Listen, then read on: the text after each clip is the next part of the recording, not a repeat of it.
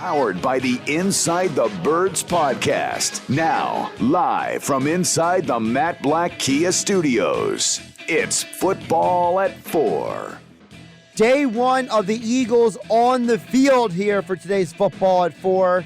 As insider Adam Kaplan from the Inside the Birds podcast and InsideTheBirds.com was there on the scene as we finally got to see A.J. Brown on the field. Year 2 of Jalen Hurts. We got to see guys on the field for the first time actually doing football things, not just guys running around in shirts and T-shirts. And Adam Kaplan joins us right now off of day one. Adam, welcome to training camp. Yeah, Josh, good to be with you. Yeah, so I was at practice today. It's funny. This is, my first tour was in 2005, and I usually, when I started covering the league, would start with the Eagles. Then for many years, I would start on the West Coast and come to see the Eagles last. But it was the first time in a long time that I started my tour with the Eagles this Wednesday because, hey, they're local. I knew, kind of had an idea of what they were going to do today. It kind of looked like I thought it would. And it's just good to get started with the home team. So, yeah, I was there today. The first point I want to bring up with you is a reflection of a little bit what we discussed yesterday. So shorter practice time, about 57 minutes plus the walkthrough with a ramp-up period. This is a part of the modern NFL. You and Mosher have talked about how the Eagles have kind of taken some cues from what the Rams like to do. Yeah, so Ted Rath, who came from the Rams, I know he has a lot to do with this. One of their condition coaches, and they have the best injury situation in the National Football League. That's one of the reasons why probably the biggest reason, but one of the reasons why they brought Rath in a couple of years ago, and they've been down in soft tissue injuries, and they've done a good job of this. So, Josh, they continue that this offseason. They did have some players on PUP, which we expected, but nothing to worry about. So the Eagles come into this training camp pretty healthy, and it showed today. A lot of guys are working, though they didn't do a lot. You mentioned the 57 minutes. The funny thing about that 57 minutes is it started at 10 a.m., right? So they're going through practice. The first half was a lot of individual work, a lot of teaching, which is typically what you see, and then the second half was 7-on-7 mostly. There might have been 11-on-11, but I definitely saw mostly 7-on-7, which is typically what you see in training camp anyway. But the funny thing is, when you're watching this, going through my mind is what this used to look like when I first started covering the league. Even the first practice under Andy Reid would be in pads. If it wasn't in pads, they're still going 11-on-11, and it was a 2-hour practice, maybe sometimes 2.5 hours. When I looked up, it was 10:57, Josh. I'm like, wait a minute, this can't be it.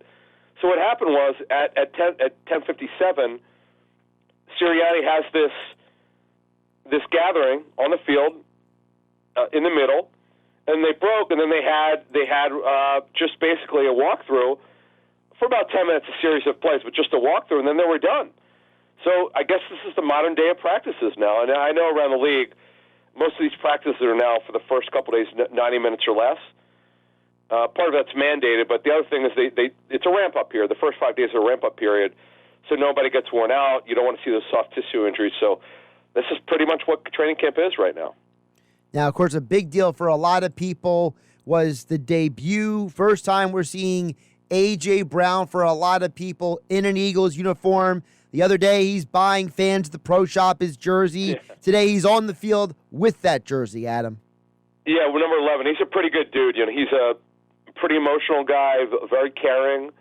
I'm talking to the Titans about him. They love the guy. And it's kind of weird seeing him in an Eagles uniform. It's definitely a lot of things have changed. A lot of changes to the Eagles front office. I don't recognize most of the people there. And then you're seeing these new players, in particular, obviously, on offense. A.J. Brown, who will be one of the starting outside receivers. And look, it's a 7-on-7 drill, so you don't make a lot of judgments. You just kind of know what you see. The funny thing, because they're not wearing pads, he's not the tallest guy. He's under 6'1". He's about 6 feet, 7/10 of an inch. But the thing that you notice as he walked by me is how well built he is. Arms, of course, legs. He's a well built guy, and he's going to bring something different to the receiver position, the physicality, which they clearly have not had. You mentioned about the physicality they haven't had. I mean, people were asking me earlier, Adam, about, A.J. Brown and Devonta Smith, how good they are as a combo. And I remember you and Jeff Moshe talking about multiple times, look, the Eagles haven't had a lot of these type of receivers like A.J. Brown, these guys who have these physical gifts. Yeah, although he didn't practice today, Zach Pascal, he's another guy. Like one of the things that even Greg Cosell would tell us, you would see guys moved off for their routes. You would see guys just not get open because they weren't strong enough. Well, between A.J. Brown and Zach Pascal and Dallas Goedert, they're not going to have that problem anymore. And Devonta Smith will be moved a lot more than he was last year. So that's the good thing. You're not going to see them. And by the way, Quez Watkins, another guy who's not small. He's around 6'1". He's another guy that can make plays. You're not going to see moved off of his routes much. The good thing is they're going to be way more physical on offense. NFL insider Adam Kaplan joining us here, Football at 4, powered by the Inside the Birds podcast at Kaplan NFL on Twitter. One of the things I talked about earlier in the show, I'm glad you saw it today. Isaac Seumalo lined up first team right guard. Yeah, so all those rumors, because I know he didn't practice a ton in the offseason. Well, they didn't practice much at all anyway. There was never considered for him to put him on PUP. I don't know where that came from. I know that rumor is out there that was never true. In fact, as you said, he didn't work with the first-team offense. Again, they didn't practice a lot today. But as I wrote for our website, at InsideTheBirds.com, the thought is that he'll wind up being their starting right guard as long as he's comfortable from the move from the left side to the right side. There's definitely an acclimation period mentally from when a player moves from the right side to left side to left side to right side on the offensive line. It's not easy. People think it is. It's absolutely not. But the good thing is he's healthy. And we know with him, Josh, it's never been about talent. Since 2018, it's been about being healthy, and right now he's healthy. So if all things work out well, is the line you're expecting, Adam, to be from left to right, Mailata, Dickerson, Kelsey, Seumalo, Johnson? Jordan Mailata is down in weight. He looks great. Landon Dickerson is healthy. Remember, he was sort of rehabbing and practicing last year, before the season started. Kelsey, of course, who didn't work today with the comeback. We didn't know this. I guess he was coming back from COVID. Oh, yeah, we should mention, Josh, there are no more COVID protocols, but there are certain things that teams will do to get a player back who's coming back from COVID. So he was healthy enough to be allowed to be around the team, but he wore a pretty cool, camouflage Eagles bucket hat. Kind of a nice hat, quite frankly. If you're an Eagles fan, I would look for this hat. Green and white, pretty cool hat. Seumalo is the right guard, and Lane Johnson at right tackle. And plus, another thing is they have really good depth. And by the way, with Kelsey not practicing today, Cam Jurgens was their first-team center. Cam Jurgens, the second-round draft pick this year. It wasn't just Kelsey, apparently. It was Fletcher Cox and Anthony Harris. All were coming off of apparently having tested positive and had some COVID symptoms. Yeah, that was, we didn't know this. So, Anthony Harris, I saw him in a jersey. I think he worked a little bit. As I mentioned, Kelsey did not work today. And Fletcher Cox told the media, I guess he had a pretty, he was pretty knocked down by it, but thankfully he's doing well. We saw Jordan Davis. By the way, I have to tell you, before we move on, you often see this when you go around in camp. Some people just look bigger than others. Jordan Davis is, by the way, he's wearing number 90. He's just different physically than everybody else. And to see a guy move, Josh, this well, who's as big as he is quite remarkable. And I'm looking forward to see what he does for this team in training camp. Speaking of the defensive line, defensively, what did you see from what they were running on day one with the fronts? Yeah, so last year they ran really, though people call it a 5-2, it's really 34 front.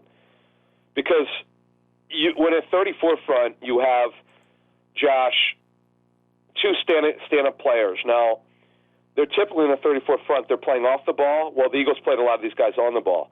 That's why people are calling it a 5-2 when in fact it's really a 3-4. They're still running a lot of that. Now, we definitely saw some 34 today where the linebackers are back, whether it's Josh Sweat, and of course Hassan Reddick, who will really do well as a rush outside linebacker. That's the way we saw today is Sweat and Reddick, and then T.J. Edwards and Kaiser White and Nakobe Dean and Davion Taylor as the inside linebackers. But yeah, this is definitely the days of Jim Schwartz in the 43 front. That's completely gone. Speaking of that defense, Brandon Graham is back. I thought he had some interesting comments to the media about coming back from the Achilles, Adam. It's pretty remarkable. We first noted 6 or 8 weeks ago, whenever it was, that the team thought, just being around him, he looked great, and he's well ahead of schedule. And we noted it. I don't want to say we were skeptical, but what we had said on our show was when we reported this, let's just see what happens in training camp when he's got to stop and start. Josh, he looked great. In fact, I ran into him 2 weeks ago at a golf event. I saw him moving around, and I'm like, wow, okay. And I saw him today. He had to stop and start, and he looks normal. I look forward to the real part of training camp starts next week when they ratchet it up more, when they're allowed to be in pads and they can practice more. But right now, all systems go. Yeah, he looks normal. It's kind of hard to believe come back from an Achilles injury because I've talked to players who come off a torn Achilles. They think it takes more or less a year. Now I know he got hurt early in the season, but he said every interval, man, he looks great, and hopefully BG stays well. He was definitely missed last season. You mentioned about how he was missed. I'm glad you brought that because I wanted to go next with it. What should fans expect from BG in this defense? Because you just said this is not Jim Schwartz anymore. Yeah, so, it's not like they won't play 4 down. You play 4 down or 3 down in the National Football League. You don't play 5 down. The Eagles never really played 5 down. They played what would look like a 5-man front because you got two stand-up guys in the box playing more on the ball, but not playing with their hand down. That's the kind of stuff, the ladder that we're going to see. Now, the question is, okay, will they play a 4-man front? Yeah, I'm sure they'll run some 43. They did last year. They didn't play that 2 overhang linebackers all the time. That was a misnomer. They definitely played some 43. Brandon Graham will play some stand-up linebacker, which he did under Billy Davis, under Chip Kelly, when Kelly, for 3 years, 13, 14, and 15, where Brandon had to make the transition to linebacker. He did a very good job doing that. And when they play this front, Josh will definitely play standing up because again, it's going to look like it. If you really, if some of I know there are fans that are today who are season ticket holders. If you're able to go to, and we'll see what they do in that open practice at the Link on Sunday, August 7th. Watch how they use Graham because you're going to see a lot of standing up of these guys who normally play with their hand down. That leads me right into the final thing I wanted to ask you about, Adam. You mentioned the limited fans who were there. Is that, in your mind, maybe the biggest difference for you being there between what the last 2 years have been like because of the COVID protocols? Did today feel like a little bit more pre-2020 than ever? Well, but Josh, since they moved, we should make this point, since they moved from Lehigh University and went back, because it's Chip Kelly's call, he did not want to go to Lehigh, they stopped letting fans in more and more and more each year. Now it's just strictly limited. They don't have a lot of open practices at the Link anymore, where they may have 2 or 3 a summer. Now they're only having 1. And they're also limited, by the way, by some rules around that area in South Philly where they're only allowed to have a certain amount of people gathering at the same time. This actually had little to do with COVID.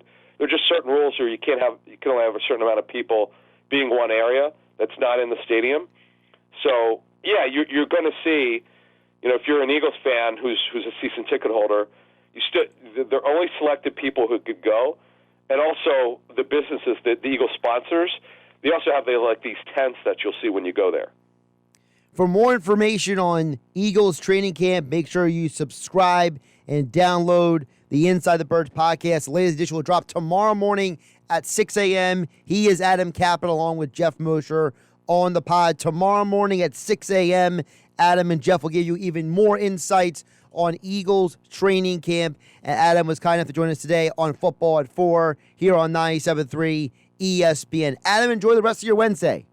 And I'll speak to you guys next week when I'm out in Los Angeles for Rams, Chargers, and Niners camps. See ya. Looking forward to it. Adam Kaplan traveling. Training camp tour is off and running, starting with the Eagles today. He was there. Some great points he brought up here on Football at 4.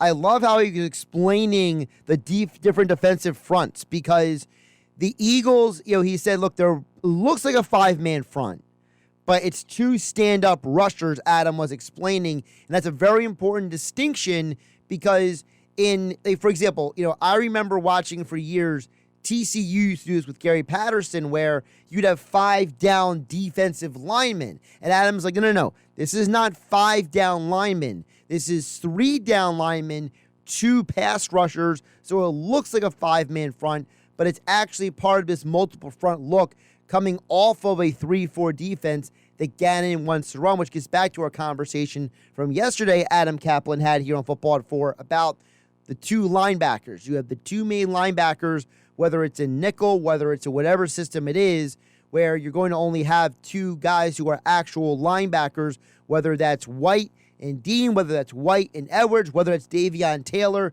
whoever's in the mix. So this is going to be a little bit of an adjustment for a lot of people retraining their eyes when they watch the Eagles' defense going into this year with Jonathan Gannon wanting to run those multiple fronts, but it's coming off of a 3-4, not a 5-2 look. Very important distinction we had there from Adam Kaplan. Great stuff there, Football at 4, powered by the Inside the Birds podcast. Latest podcast drops tomorrow morning at 6 a.m. And, of course, more coverage of the Eagles from Adam Kaplan, Jeff Mosher, and tomorrow, Andrew the Checo on Football at 4.